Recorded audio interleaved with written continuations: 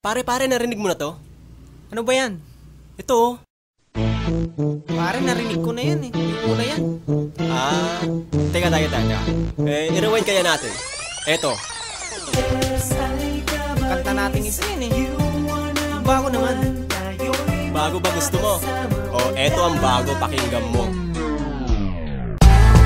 Yeah!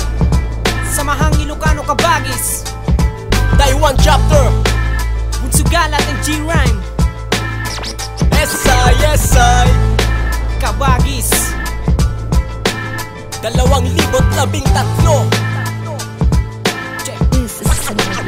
Sa manubalap ng mundo ay maraming makikita na SI Kabagis, kasi nga kami ang bida. Mahaba na ang pila kaya wag mo nang ibida. Saludo ng bigla kapag kami ang iyong nakita.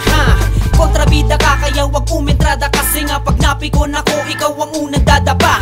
Isipin mo muna bago mo to umpisahan, baka magsisikarin kung wala ka na di makapa. SIK Taiwan Chapter nagsimula nung Enero 24, 2012. Hanggang ngayon buo pa rin natin magiba, kasi nga matatag di matibag at walang pag babago, di matalo at patuloy lang ang pag lago. Umaangat pa rin kasi nga malupit kami. Kabagis sa Taiwan, isa sa res, petadong magtago ka na pag sinagapato. SI, kami ang malupit, kami ang malupit. SI, lahat na babangga magigiba, magigiba. SI, kami ang malupit, kami ang malupit.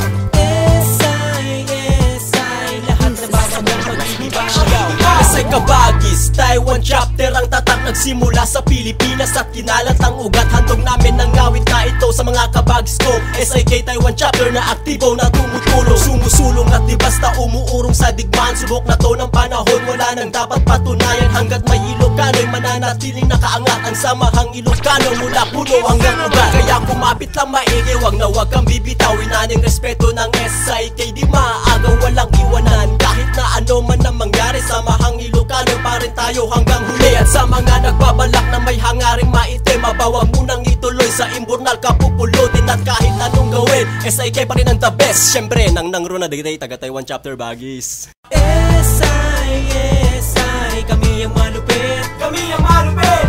SI, lahat na babangga magigiba.